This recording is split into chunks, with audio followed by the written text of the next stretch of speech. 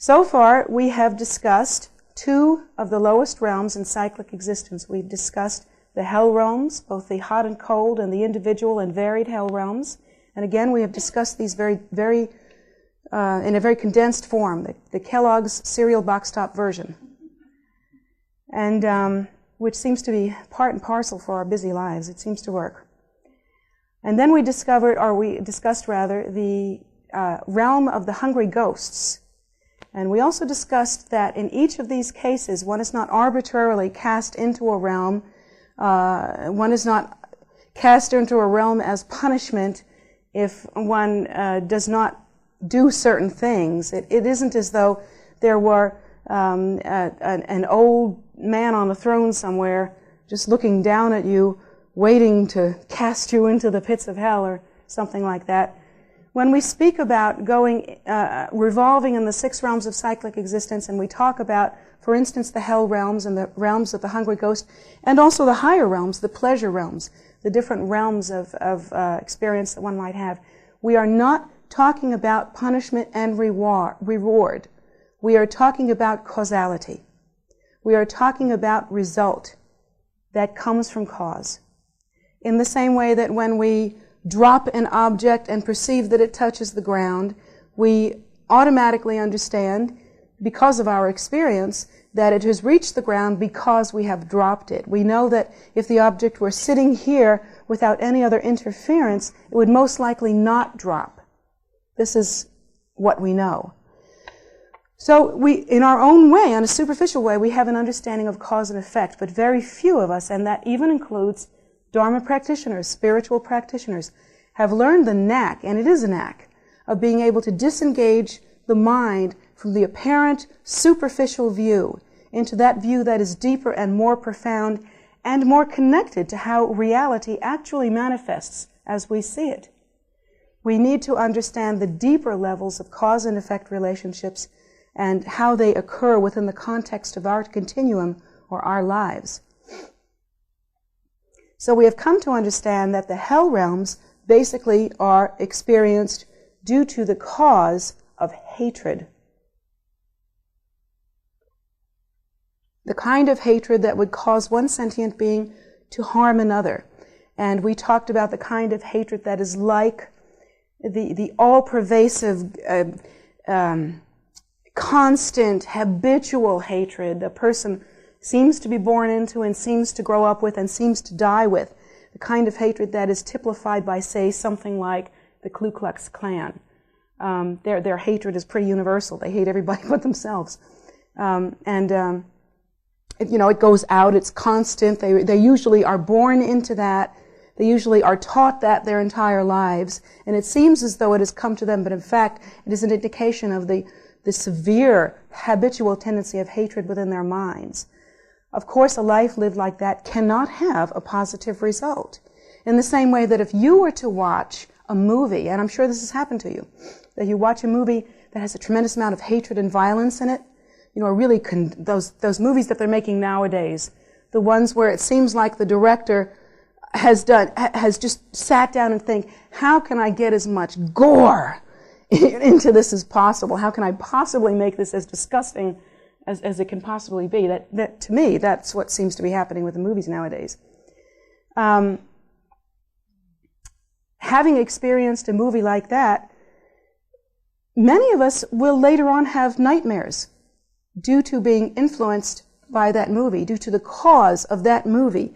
What actually happens there is that a cause has not come from the outside, but it has sort of connected in the way that Velcro connects, a little hook and a little loop, and it sort of connects with something within our minds, our own habitual tendency. We have to have the potential for such violence, or literally we could not even see the film.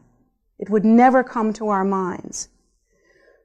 And so what happens is, having seen the film, it draws out our attention toward a perhaps relatively hidden trend of habitual tendency. And so we have a nightmare. Well, something similar to that, but on a much more gross and solid level, actually happens when we live our lives.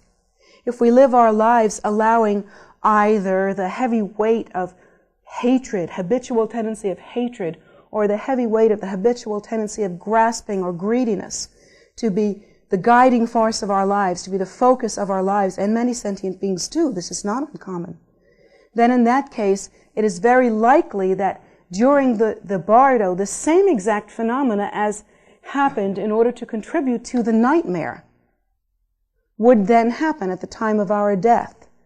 Having lived our lives in a certain way, like Velcro, that will attach to the habitual tendencies in our minds and draw out at the time of bardo the experiences that direct us towards these unfortunate rebirths and unfortunate bardo experiences. And so these are the things that we wish to correct before the time of death. And I look at some of you that are younger, and I think to myself, how fortunate you are, because you have all the time that you need. And then I look at some of you that are my age, and I think, nick of time, guys, nick of time. And then I look at some of you that are older, and I think, let's do it. Let's just do it. Let's get on with it. The great thing about Phowa teachings is that there are many different ways that one can accomplish Phowa within the context of Phowa. And again, this will be explained throughout the week. It isn't hopeless if you miss point 1, point 2, point 3, or even point 10.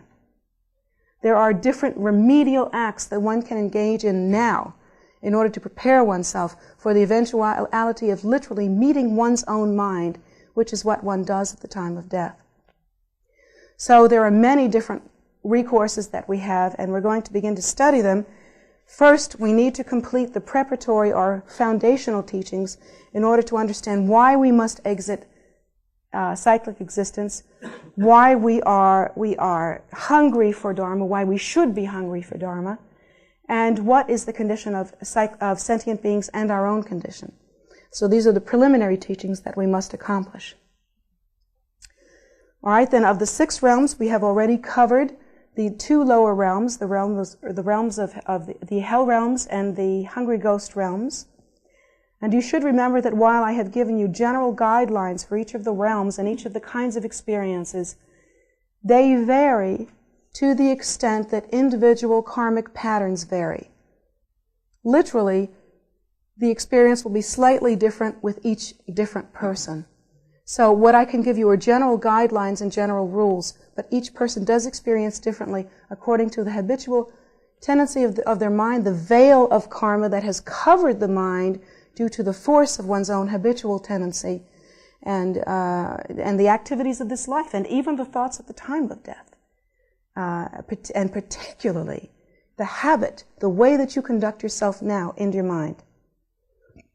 These things are the things that will absolutely control your death experience, and these are the things that we're aiming at changing now. So listen up. Okay? After the hell realms and the hungry ghost realms, then the next of the lower realms are the animal realms. And included within the animal realms are all the different kinds of animals, not just the cute little puppy dogs and the cute little kitties and all the cute little guys that we love when they're tiny little babies. To the degree that I have even had students say to me, well, you talk about the animal realm as being one of the lowest realms, but I wouldn't mind being a cute little animal. I've had people say that to me. And they'll say, well, to be a cute little puppy dog would be great because then people will pet you and love you and feed you and call you their very own. And some people, you have to examine what is the habit of your mind if you're thinking like that. I desperately want someone to feed me, pet me, and call me their very own. Let's think this through. But I have, in truth, had people say that to me, that this is what they would like. They would like to be an animal. So let's examine the realm of the animal, if we may. Let's examine that in the animal realm, there are all sorts of different kinds of animals. And the ones that we are most familiar with in America, of course, are the ones that are probably the most pleasant to look at, relatively speaking. We do have places that pick up the old and mangy, suffering animals, and so we don't see them too much. They pick them up and they carry them off to places where we don't see, and they do things to them that we don't know about, or at least we don't want to. And so we wonder to ourselves, is it really nice to be an animal? Because most of them do look fluffy and happy, and most of them are fed, and most of them are petted and loved. But in fact, in America, we have this distinct disadvantage on all accounts, and that is that we don't get to see enough suffering. Suffering is removed from us, particularly suffering associated with death. Both on a human level, even our loved ones, there is a taboo against being with them, touching them, loving them at the time of death. Because what will generally happen is that even the people closest to you will be taken away before you actually get to see what death is like. And even during the time of death, unless you are particularly lucky, you and the people next to you will not get to experience death in any kind of natural way. You will only experience death with terrible invasive practices. Terrible if they don't work, because if they don't work, they have spoiled your death transition, and they have still been ineffective in prolonging your life. There are always, of course, the cases in which, and we'll talk about this later, life can be continued through invasive measures. So, of course, it is always, one has to think about these things, and we'll give some guidelines for thinking about these things later on.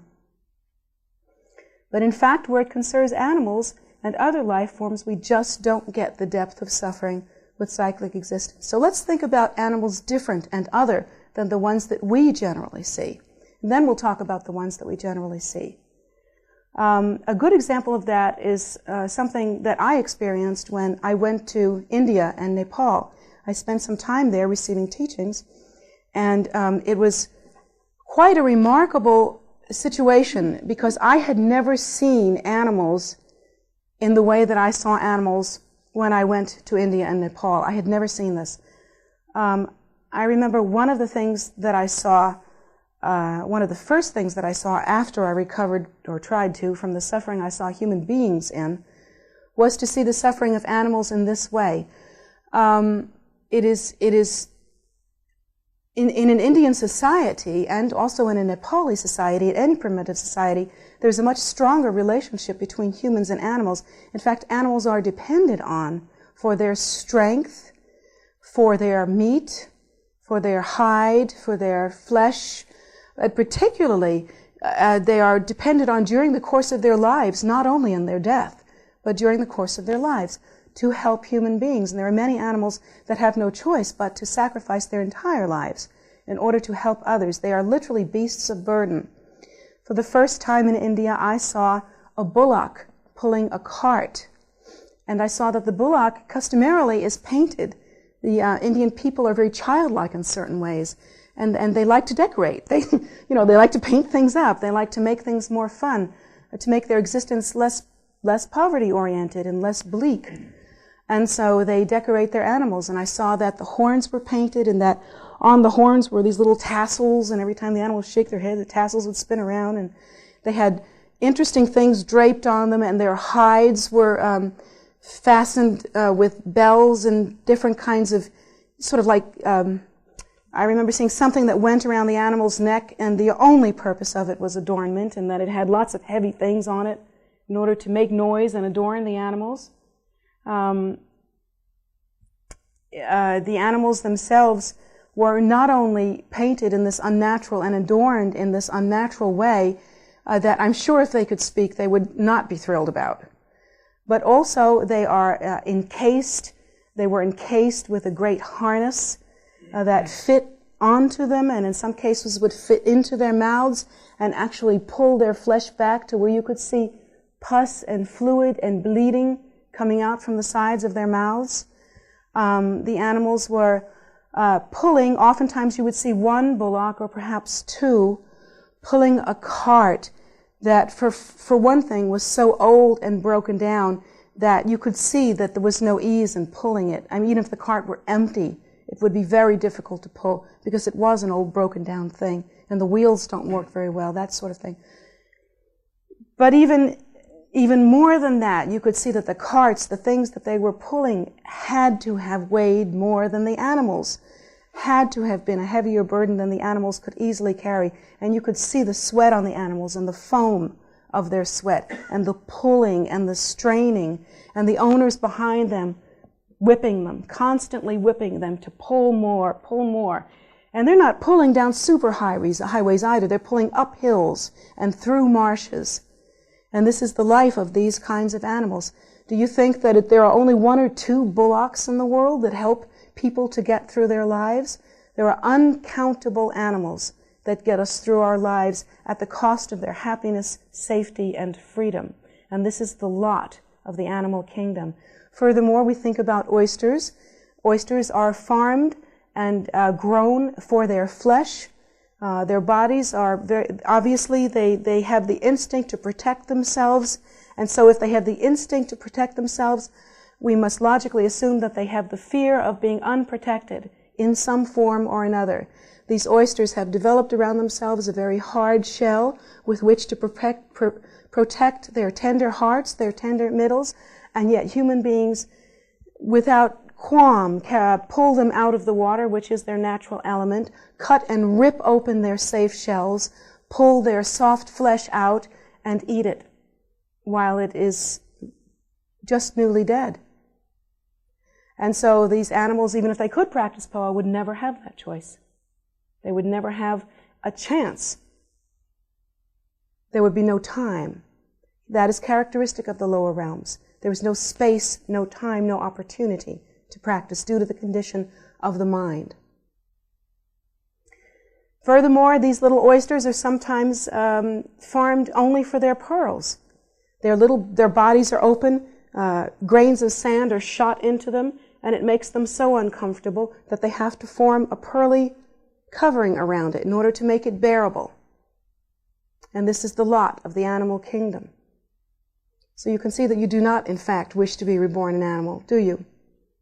And further, we think about frogs. We think about frogs and their delicious legs. How wonderful. The old frog on the lily pad. You think, geez, that's nice. You know, frog on the lily pad, you get to hang out, ribbit, ribbit. And then you think about what happens to frogs. They are taken live. They are often speared live. And whether they are living or not, they are thrown into a container. They're picked up, put on a deck, live or not. Bam, bam, the legs are cut off. This is the condition of the animal kingdom. And it is like that with all of the different kinds of animals. Even the cute little puppy dogs and the cute little kitty cats and the wonderful little songbirds and parakeets and all of the little critters that we keep with pretty collars around their necks and pretty little beds and pretty little clean cat boxes, and we pride ourselves on taking care of them, pretty little cages, and we buy them pretty little toys, and we think how wonderful for them that they're going to live this life of ease and comfort here in the world. But in fact, these animals, even if somehow we could manage to make them happy from the very time of their birth, the very time of their death, giving them freedom from fear, and that is the main suffering of the animal kingdom, is the fear of being taken over by those beings who are superior in the way that they're able to take over the lives of these lesser beings. Lesser in the sense of their competency and intelligence at this point, not lesser in the sense of their nature. So, these beings live in fear, and let's say we can protect them from their fear. We can keep them fed, they can stay warm, they can come in and out as they please. We can make sure that nothing ever happens to them. We give them plenty of love. They are our friends. If we take them to the veterinarian, make sure that they have all of their problems taken care of, blah, blah, blah, blah, blah. But you cannot prevent that they will get sick, because all sentient beings experience sickness at some point. You cannot prevent, unless they die young, which is another kind of suffering, you cannot prevent that they will experience old age. Because all sentient beings grow toward oldness. It is characteristic of our delusion, the delusion that experiences us as individual realities going through a continuum that we've labeled time. So we will experience old age. It is the nature of the way of samsara. And these little creatures will also. Have any of you seen an animal that you've tried to make happy and keep comfortable and have watched grow old, decrepit, and sick anyway? And the poor things can't even tell you what hurts. You can only deduce by the way they're acting what hurts. They don't know how to tell you. They don't know how to act in a way to help you perceive. All we have is a shot in the dark of making them happy for a period of time. And then those little animals will eventually die. Now here's the rub. Even if you were able to keep them happy from the time of their birth to the time of their death, you cannot follow them into the after-death state. You cannot experience with them their particular passing into death, their bardo, their movement into a new life. And so, even if they were temporarily happy for a short period of time, and that's true of human beings as well, they still will experience all of the sufferings that samsaric beings suffer, and so they too must be prepared for the bardo or death experience. But the problem with animals is that they are so instinctual. They are so tightly wrapped in what is a kind of a reactive mode. You would have to say a knee-jerk reactive mode. Their experiences are not the kind of mental deliberation or consideration or even logic that we have, where we can see phenomena and even with our deluded minds can sometimes step back from that and say, okay, let's think about what this means. You see, an animal can't do that. An animal is going to be deeply and profoundly reactive every time, and they will react only instinctively. So the animal has literally no space in their minds. Everything that they feel, they react to unthinkingly, and that's why we say animals are dumb.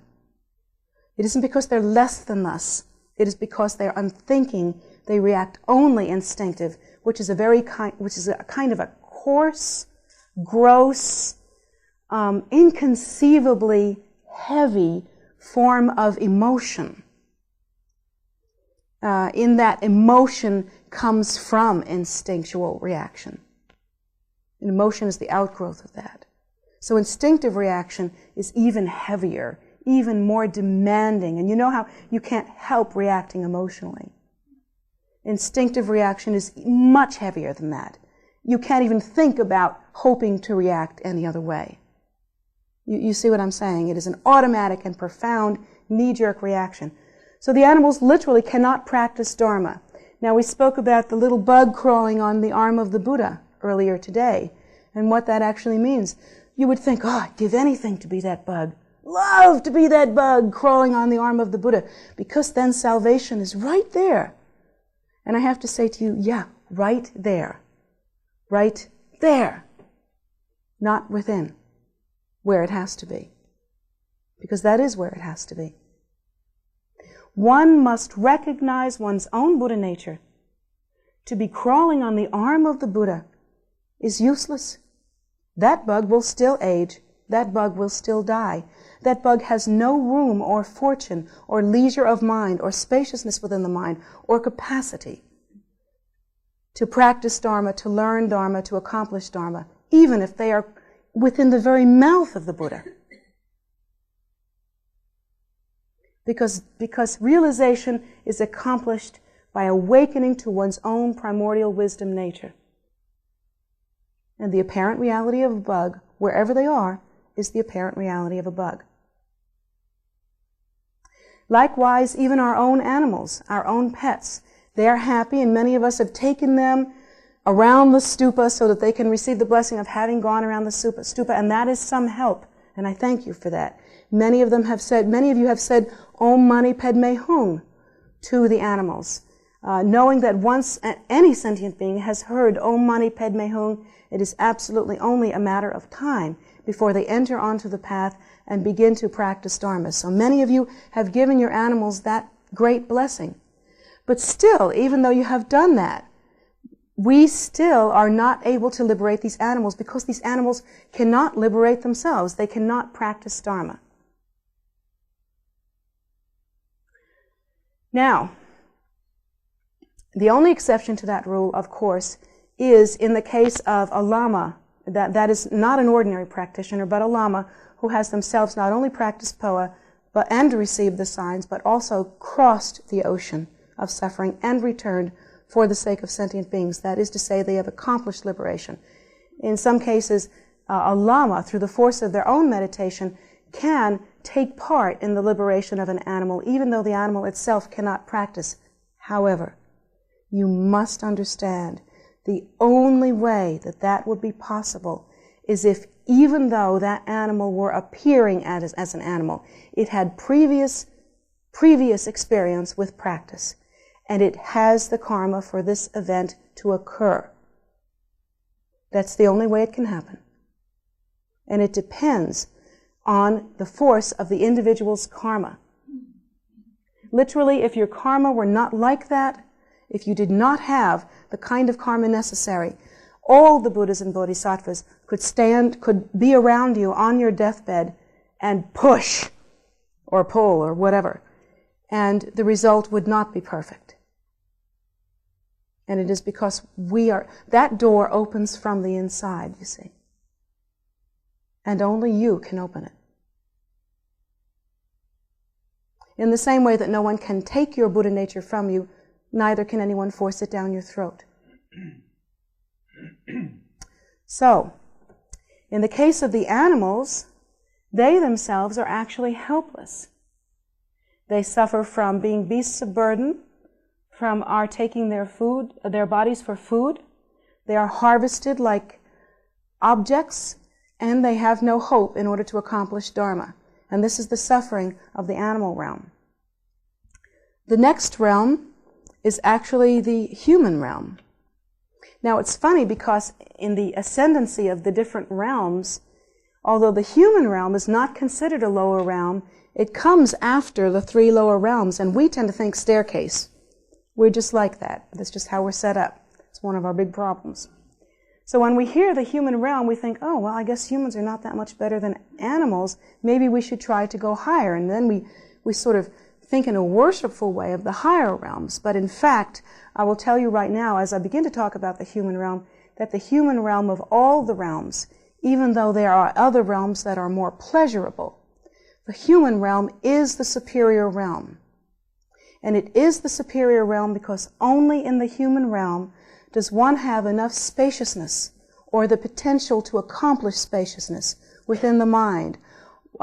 This is also called the leisure to practice, and it has nothing to do with how much work you do.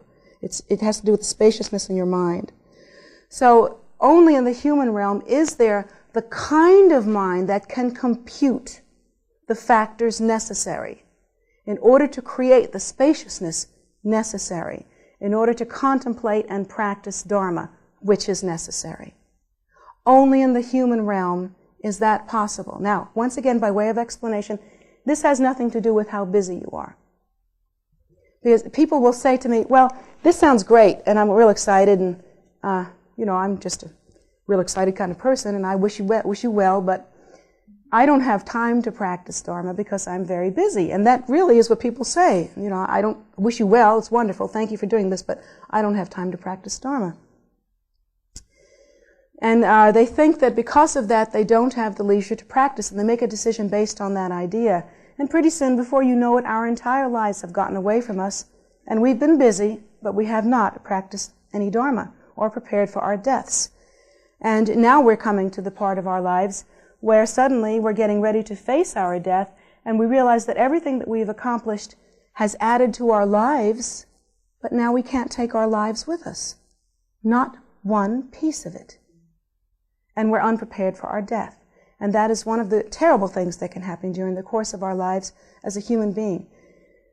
When people tell me that they have no leisure to practice, that in fact I was wrong about that they are very, very busy and cannot practice Dharma, then I have to go back and explain to them again about the lower realms. Now think about this. If you want to know if you have the leisure to practice, even if you feel like you're up against the wall and you're elderly and you don't have much time, or you're sick and you don't have much time, let's talk about this.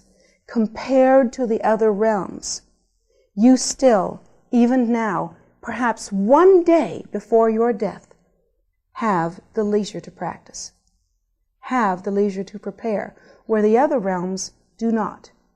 And the reason for that is if you think about the hell realm, you want to think about how the hell realm works. Think about the last time you went through all-pervasive, intense suffering. When's the last time you went through all-pervasive, intense suffering? Really think about it for a minute. For some of us, it will be the untimely death, let's say, of a loved one. Unbearable to lose someone that you care about so deeply. Or for others, it will be the, to us, untimely end of a relationship on which we were completely dependent and about which we had a great deal of hope. We lost, let's say, a loved one. We were abandoned or something like that. Many people say there is no greater suffering than to be abandoned by someone on whom you depend utterly and on whom you love utterly. Many women have experienced husbands going through their second childhood in their 40s, and suddenly they're out the door, and the women feel helpless, and many sufferings occur. So that might be an indication of that. And another instance might be the discovering that oneself is in fact sick and preparing for death. That is also an intense and all-pervasive suffering. And there are, unfortunately, in this day and age, many more people who have that suffering than ever before. It is an all-pervasive suffering, and it feels as though it takes you over. You feel like you cannot pull yourself together. It could be the suffering of losing the family, losing the job. There are so many different sufferings that occur in that way. And do you remember when you were in the midst of a suffering like that, how all-pervasive the suffering was, and how little space there was to do anything but experience the suffering of suffering? Do you remember? During a suffering like that, if someone were to say, now come on, pull yourself together, let's do what's best, let's do what's best. What's best is to pull yourself together, think positively, let's lighten up a little bit, come on now, pull back from this. You literally cannot do it. And you feel like making obscene gestures at the people that suggest that you do. You feel like, I'm suffering, I have the right to suffer, I deserve the suffering, and I need to go through it, get lost. I mean, we really actually protect our suffering in that way. Now, if we, who are human, have that condition, then think about how those beings in the lower realm, how they must have that condition. The hell beings are suffering from intense heat that literally burns their bodies repeatedly again and again. The beings in the cold realm, intense cold that repeatedly breaks their bodies again and again. The being in the varied and individual hell realms, the beings in the hungry ghost realm. When you are experiencing need and hunger to the point where all you can feel is the panic and longing of not having, you know what that feels like. When was the last time you experienced, in a really acute form, the need and longing of being connected to another human being in love so that you can feel appreciated and approved of? I mean, most of us spend our lives going crazy trying to act that one out. How much worse must it be in the hungry ghost realm? Because in the hungry ghost realm, then we are constantly and uniquely and singularly, exclusively involved in our own needs and our own longing and what we can and cannot have. There is literally no space to practice Dharma. In the same way that you cannot teach Dharma to a hungry person. You simply can't. You cannot teach Dharma to a hungry person because they don't have the subtlety of mind to be able to appreciate and practice Dharma. Their mind is centered on the grossness and heaviness of the physical need for food. You cannot practice Dharma. You cannot teach Dharma to a hungry person. You have to feed them first. And so, in these lower realms, there is absolutely no space to practice Dharma. One cannot engineer the mind. I mean, think about this. Think about what it would be like to be cut with a knife right now. Somebody's sawing your arm off. What's that feel like? Oh, this is unbelievable. While someone was sawing your arm off, unless you were some kind of great yogi or yogini, it's likely that you would not have the time to practice. What do you think? We're sawing the arm off. I mean, think about this for a minute. You're not going to have time to practice. And the reason why you're not going to have time to practice is because the suffering is unbearable. There's no space in your mind to practice. I mean, literally, you do have time. If you think about it, you have the time from the time the saw gets to the skin to a major artery and all the blood leaks out. You have a little time. But you don't have time in your mind. It's time in your mind is what we're talking about. So the lower realms do not have that. The reason why the human realm, therefore, is so auspicious and why sentient beings wish to attain human rebirth is because we uniquely have time to practice here in this realm.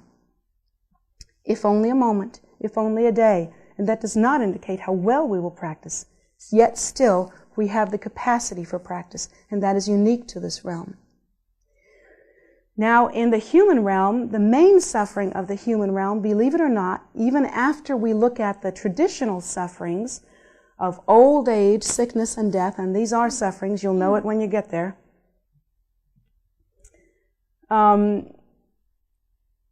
The biggest and most horrible suffering, actually, of the human realm is, believe it or not, the very cause of the human realm. That while we have the merit to be human, there is also a non-virtuous cause, and that cause is the suffering of the human realm. It is doubt. Doubt is the main suffering of the human realm. It's what you're fighting right now. It's the demon that has arisen in your mind, the one that says, she's not talking about me. Or the one that says, death, me, nah. We'll think about that later. I don't have to think about that. I'm probably not going to die. I'll just think positive. I'll never die. I'll think positive. Yeah, you'll be the only one that worked for, too. So we'll think, okay, well, I'll just think positive and I'll just get through it. And besides, I don't believe her. I think what I'll do is I'll just get all the different religious beliefs in the whole world and I'll lay them out in front of me and I'll select the prettiest, the one I like the best. And I'll do that because I doubt. I don't have any way to understand the difference between what is truth and what is fluff. You see? So doubt then becomes your main suffering. Even though you cling to your doubt, you like your doubt, you think your doubt makes you an individual. It's the way you doubt. You doubt differently from the others. And then you've been educated to doubt. You've been taught to doubt. You learned how to doubt in college. So the way that each one of us doubts is maybe uniquely different, and it makes us just ever so individual, but it is the main suffering, and the reason why is because it prevents you from placing your mind in the posture that it needs to be in this moment, so that you can die with dignity and die well and prepare for your next life and be happy about it. The doubt is what's preventing you from doing that, because you have the capacity to practice. I know you do. You wouldn't be hearing these words. The doubt, then, is in your mind like poison in a bowl. And everything we put in there is going to mix with that poison. And it will be a different thing than what it would be if it were not mixed with that poison. So this doubt, although it is an invisible suffering, it is a big suffering, and it is your main suffering. And it has cost you how many days so far? How many days that we have not taken advantage of our lives? Through doubt. Through the great suffering of doubt. You see? And that is one of the main sufferings of the human realm, and one that it is your job at present to overcome. You must overcome the suffering. This is not something that you can deliberate with yourself and decide and doubt that you have to get rid of. This is something that you must get rid of if you wish your practice to be pure. And also it is very, very difficult to approach the moment of death with doubt. One should approach it with joy, peacefulness, and certainty. I love the stories of the way Kalu Rinpoche approached his death. Everybody knew there was something wrong with him. He was getting old. I mean, if you've seen Kalu Rinpoche, pictures of him at the end, he sort of looked like he was becoming mummified, really. I mean, literally, he looked like he was becoming mummified. And I'm sure if he were here right now, he would be laughing harder than anybody else about the statement. This is not said with anything but devotion. But I mean, the man literally looked like he was becoming mummified. And then they took him to the doctor, and the doctor said, he's very weak, but there doesn't seem to be anything wrong with him. And they would say, Rinpoche, how are you feeling? How are you feeling? Fine, I'm fine. How are you feeling? Meanwhile, he's like, but he's feeling fine. And then they take him to the hospital because he looks so much like that. And then, literally his hat's starting to fall down over his head, and his clothes are falling off of him, and he just couldn't be, and he's skinnier. And so they take him to the hospital, and the hospital, again, they agree, well, he's very, very weak. But nothing wrong with him. And they say, Rinpoche, and here's his clothes falling off of him. How do you feel? Great! How do you feel? And, that's kind of how it was, And then one day, Rinpoche was sitting in his bed, doing his practice and meditating, and just contemplating. And then one day he got up of his own volition, quietly went to the bathroom, emptied his bladder and his bowels, came back to his bed, sat up, smiled at everyone, and then left. And he left while he was sitting up practicing Phowa. He simply practiced Phowa in the way that Tulkus practice Phowa. See, the Tulkus don't have to memorize this book, only you do. Na, na, na, na.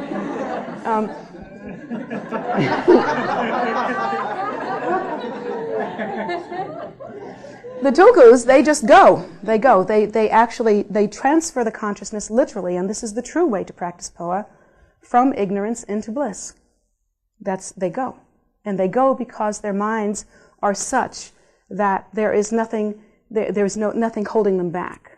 You see, they're smooth. They have practiced so that their minds are smooth and not filled with the pitfalls that other sentient beings have. So he sat down, he emptied his bladder and his bowels because he knew that would be a good idea, and sort of went over to his bed and smiled at everybody, and was kind of like leaving on a train, you know? Kind of like going to the beach for a while, be back, see ya. Kind of like that. Rinpoche just sat down, smiled at everybody, looked real pleased with himself, got into his posture, and meditated, and left. What a nice way to go. And he left consciously the way Tulkus do, preparing for, again, a conscious rebirth. How wonderful. How wonderful to be able to practice to leave in that way. And so that is the most extreme, wonderful example of what a human being can attain. In the human realm, we can study and practice and prepare for that going. And at that time, death is no big deal. It's not an event. There is no difference literally between the death and the life. It is only different in the way that one room in a house is different from another. Yeah, different. But for that level of practice, it is the same experience. And the same experience has the same taste. And the taste is always simply the emanation, the display, the coming forth, and the giving rise to the great bodhicitta. And so death is simply another day in the life of giving the bodhicitta, of expressing the bodhicitta, not frightening to him. Frightening to us when we watched him, frightening to us when we lost him, frightening to us when people heard that he was dead. One more great Lama who could guide us across the sea of suffering, dead, gone. That's how we think. But he just left for the beach for a week. He'll be back. He's back. They come back. So for a Lama like that who practices, that's what it is. But for us, we're so scared. For sentient beings, we look at death, and it's because we're not ready. So in the human realm, we can prepare ourselves and we can be ready. Now, the next of the realms of cyclic existence is the realm of, I forgot the next one. What's the next one? Jealous gods, right? Thank you. I knew it. I would have thought of it in a minute.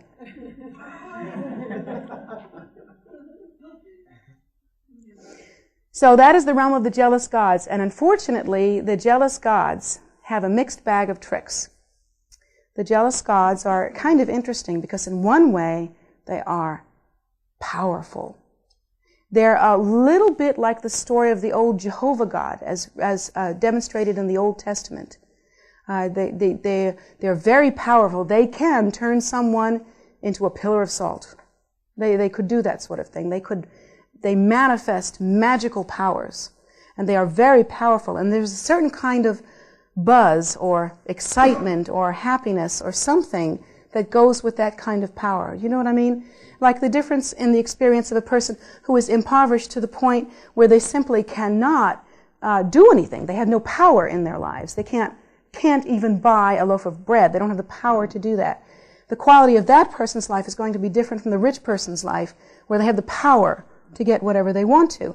And in the jealous god realms, they have a lot of power. However, the reason for being born as a jealous god is literally competitiveness, egocentricity, and jealousy. And these jealous gods do nothing all day long but what is their habitual tendency? They compete with one another. But when jealous gods compete with one another, They don't just try to outdress each other. These guys have power, and they are constantly waging war with one another. The jealous gods are constantly waging war, and there is actually a terrible and immense suffering that comes with the jealous god realm, that even though you know that you are powerful, you're powerful in an odd way. Powerful like the person who has built a fortress, an impenetrable fortress, and nothing can come in. Yeah, nothing can come in, but everybody knows that you really can't build an impenetrable fortress, you see? Everybody knows that. We have it in our minds that we've done this, but it's not true, and we know it. Because death can come in. Sickness can come in. Nobody can build an impenetrable fortress. So we know this. With the their kind of suffering is like that. They feel powerful because they've built this powerful realm. You see, they have this powerful experience, and they have this protection. On the other hand, they also know that there is no such thing, and that the other gods are just as powerful and can come in. And so they are jealously guarding their safety. What does jealously guarding your safety feel like? Is that a happy experience? Oh, it's an experience of intense suffering, and it only increases the suffering that they feel, and it only increases the jealous god's need to go out and attack the other guy and compete with the other guy and get on top of the other guy. And their experience is warlike, constantly. Warring. Nobody wins. You win, you lose, you win, you lose. Kind of like that. That is the experience of the jealous gods. And they love to dominate. They love to dominate others. That's their habit. In the realm of the jealous gods, they are so concerned with their own safety and with their jealous guarding of their safety, as well as their competition with others for that safety, that they have not one moment with which to practice Dharma. Dharma would be to them the same way if you were to say, let's say, what is a good example?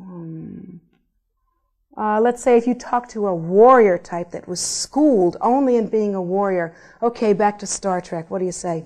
Let's say if you talk to a Klingon like Worf, and you say to Worf, "Yo, Worfy baby, here's what we need to do.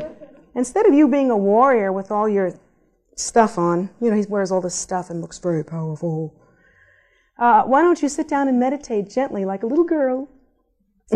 Why don't you sit down and meditate very quietly, and in that way you can be very strong." Well, what would Worf say about that? Worf would say, "Please." You know, Worf wouldn't have time to hear about this. Neither would any warrior who was trained to think of being strong and protecting one's turf and only thought like that. Neither could a person like that ever think that meditation or Dharma practice or anything like that is strength. And so they will push that away, not having time for that. They have to do what they have to do. And that's the way that a jealous God realm person would think. A sentient being in the jealous God realm would think. They simply don't have the instinct, and they will not practice Dharma. They just will not practice Dharma. They're too busy. And of course, there is the last of the realms, the highest of the realms, and this is the one, this is like, let's see, what would you call it? Club Med realm. Club Med realm. Lots of people say that they want to try this at least for a little while. I do, certainly. I would like to try this for a little while. I was thinking maybe a couple of weeks, you know, a couple of weeks in the God realm. This place is great. This place is really super. This is the superior realm, and in order to be born in the God realm, you have to have a lot of merit, but a particular kind of merit. It's a kind of merit that is not necessarily coupled with wisdom. That is to say, you've done a lot of nice things, probably spread out over a long period of time. Or you might have done a few nice things, really nice things, that were just aimed right. Like, let's say you gave life. Oh, here's one. Think of the Buddha's mother. Gave life to a Buddha. But she herself had not attained realization, so she was born in the God realm. She had accumulated a great deal of merit and virtue. So those that are born in the God realm have accumulated a great deal, a tremendous amount, inconceivable amount of merit and virtue, but not necessarily coupled with wisdom. Their experience is beautiful, just beautiful, breathtaking, in fact. The gods and goddesses of the God realm, of that particular God realm, are beautiful to the degree that if one of them were to walk amongst us now, it would be blinding. We simply could not perceive all of the sum total of their beauty. It would be out of the realm of possibility with our eyes. Our eyes of flesh are not made to take in that much beauty. The colors in the God realm are brilliant, breathtaking. Not like here. Their reds, their greens, their blues are inconceivable to us. Inconceivable to us. Brilliant, fabulous. In fact, all of the things that exist within the God realm have these kind of interconnected qualities. To only see one of the jewel-like colors of the God realm will instantly cause healing through sight. That's how perfect they are. Healing through sight only upon seeing a color. The gods and goddesses themselves, after being breathtakingly beautiful, I mean to the point where they are just unbelievable, even to each other, and being adorned with gorgeous colors and beautiful things like that. Not only that, they are also have the quality of extraordinary perfumed scent. Not like our kind of perfume, the kind you buy on the, not that kind, alcohol base. Not Estee Lauder. It's much better than that. Their scent is the scent of virtue and merit. And so, the fragrance that comes from their bodies, it is said that upon simply smelling one of their bodies, one would receive healing based on scent. Healing from scent. Their smells are like nothing we can imagine. If we could smell one of them, first of all, our noses would not be able to take in all of the scent, and our brains would not be able to process it all. But what we could smell would be so fantastical to us that it would be shocking, like nothing we've ever smelled. You see? Furthermore, the level of joy in their minds. Now think about this. If you were so darn gorgeous that people could hardly look at you, just think about that. And you smelled so darn good that people just couldn't get enough of it. You know?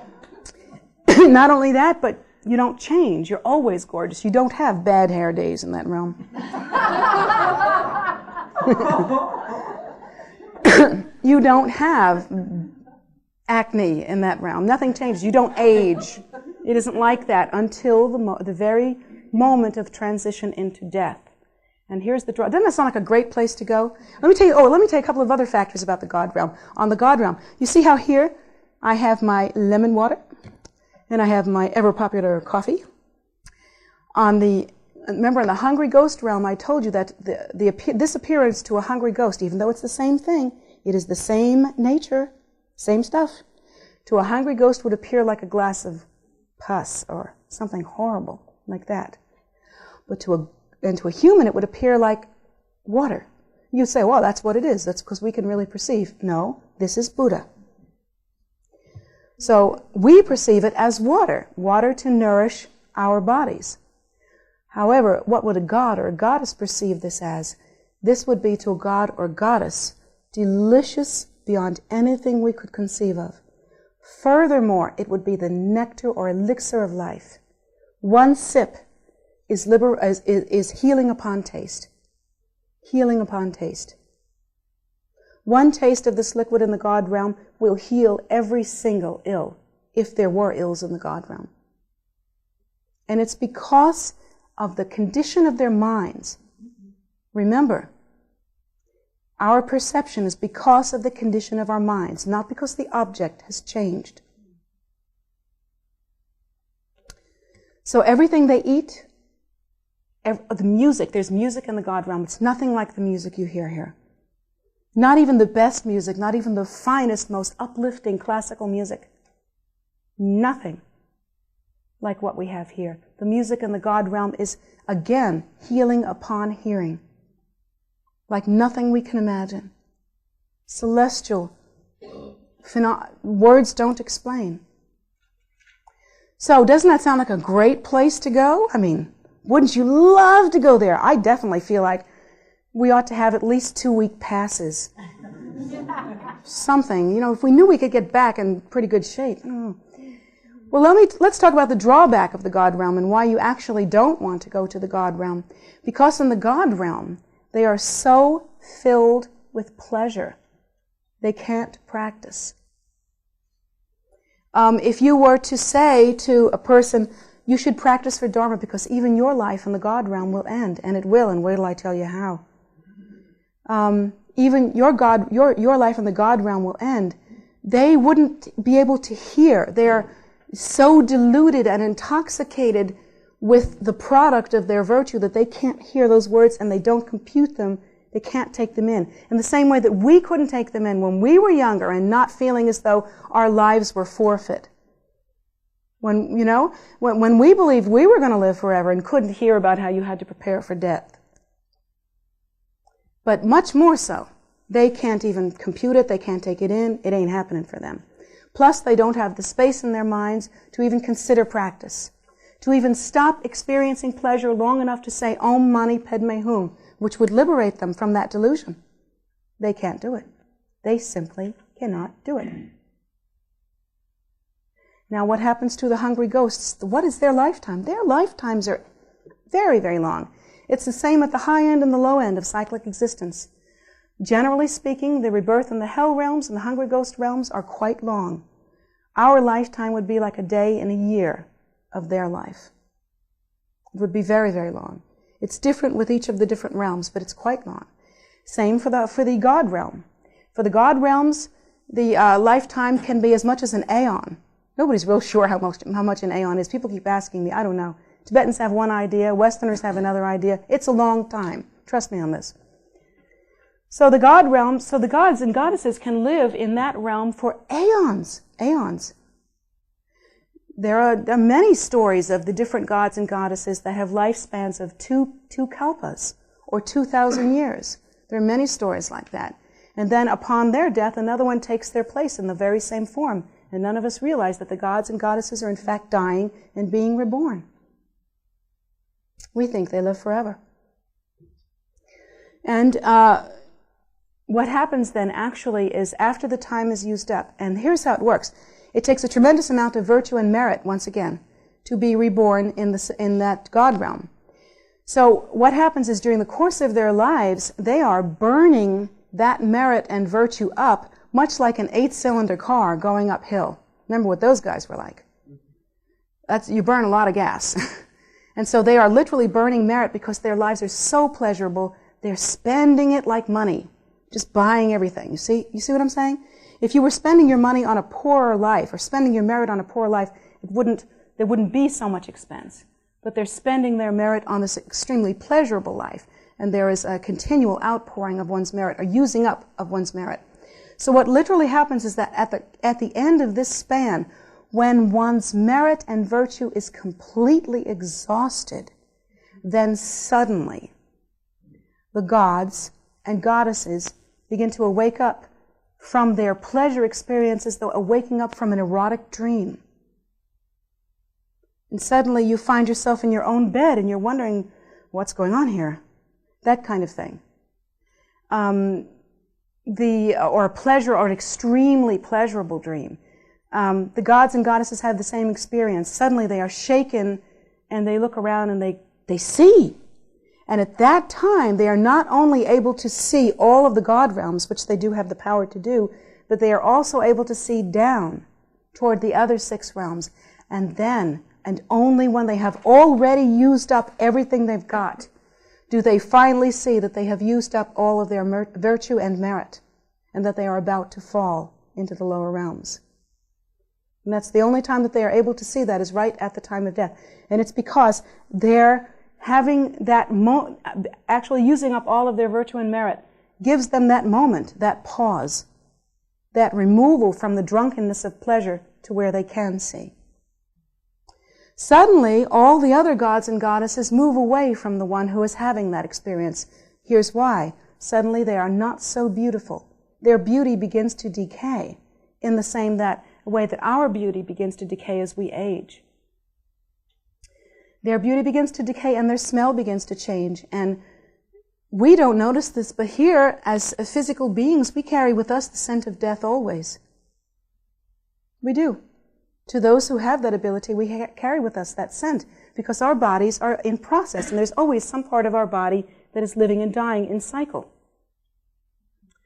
That is not true of the God realm, and what happens is suddenly at that moment when the merit is used up, the smell of death can be detected.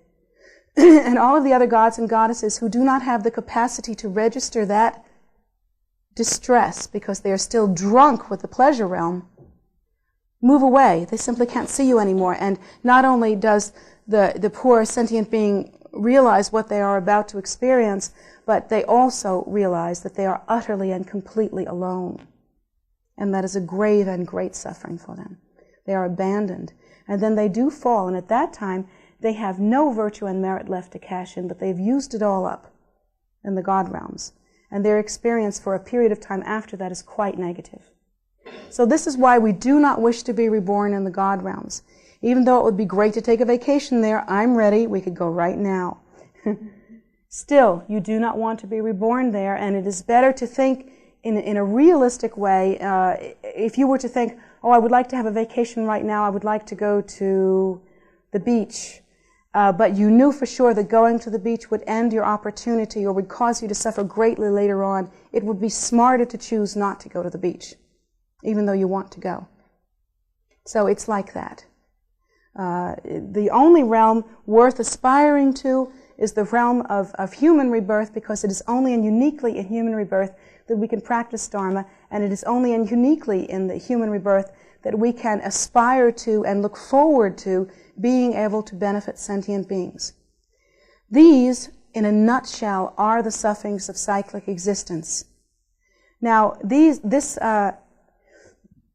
teaching that I have given you is brief and concise, and it fits in the category of preliminary or ngundro teachings, preparation for the mind or turning the mind toward Dharma. It is not directly connected with Phowa, even though we are speaking about life and death and the experiences therein. At this moment, we are speaking of the bardo of life, and this is the experience of the bardo of life as experienced by the many different kinds of sentient beings that are revolving in cyclic existence. Having understood their suffering, can you feel compassion for them? When you think about the suffering of sentient beings, when you think about those that are in the hell realm suffering horribly, is there a part of you that wishes you could do something to liberate them from the hell realms, that wishes that you could pass a magic wand and have them be free at last? Is there a part of you that hears the story about the hungry ghosts and thinks, oh my, how can I nourish them? How can I give them milk? How can I make them not suffer like that? How can I help those sentient beings that are about to fall into that condition by asking them or encouraging them to turn their minds to the way their minds work? Do you feel any compassion like that? Is there any part of you that wants to reach out to them and help them? When you hear of the suffering of human beings, when you hear how many times human beings come into the same realm with the very teaching that will bring about the end of their suffering, and yet due to their doubt do not participate in that teaching, but walk away from it empty-handed, do you wish that you could change that? Do you wish that you could help them to see the truth before it's too late? Do you wish that you could help the jealous gods and the gods and goddesses of the God realms? Do you wish that you could open their eyes so that they will not be so drunk with their own habitual tendencies, but rather so that they will see the benefit and impact of practicing Dharma? Do you wish that they could use the time that they have right now in order to be free of suffering? Do you wish that you could liberate all sentient beings, including yourself, from suffering, that suffering would no longer be heard, that the very word of suffering, the very name of death, would never be heard in our ears again? Do you wish that you could do that? Is there any part of you that responds to that? Yes? No? Yes. Is there some part of you? Then hold on to that part of you, because that is the part of you that is the most precious possession that you have. Hold on to that thread. It is the very thread of life. It is more precious and more important than any other thought that you have, or have ever had, and it is the only pure thought that you will ever have during the course of your life until you achieve liberation. This is the very method by which one gives rise to the bodhicitta, the very method by which one accomplishes. I tell you that you will not accomplish Phowa successfully. You will not have the promised signs that everybody's waiting for if you do not first give rise to the bodhicitta based on the understanding of what sentient beings in cyclic existence do suffer. So you must give rise to this. It is the foundation of the path. Without the milk of kindness flowing through you, without giving rise to compassion, there is no method, and therefore there is no result.